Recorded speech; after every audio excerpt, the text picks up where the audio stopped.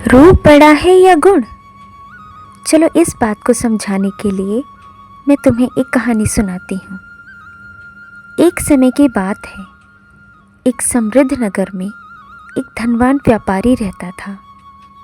उसके पास अपार धन था। उसकी एक बेटी थी जिसे वह अपनी जान से भी ज़्यादा प्यार करता था। जब बेटी युवा हुई तो व्यापारी ने उसके लिए एक ही योग्य वर की तलाश शुरू की।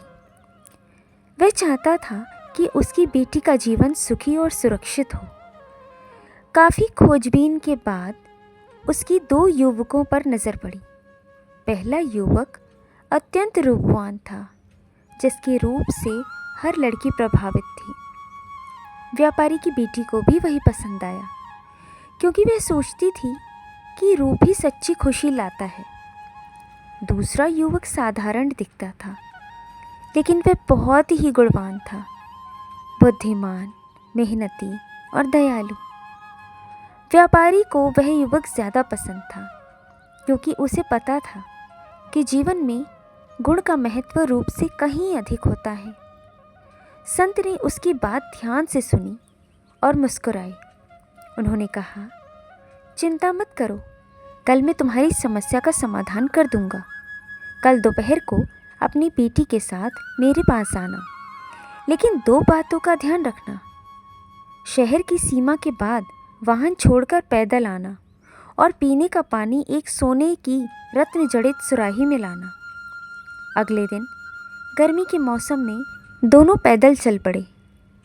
धूप बहुत तेज थी और सुराही का पानी गर्म हो गया, जो प्यास नहीं बुझा सका।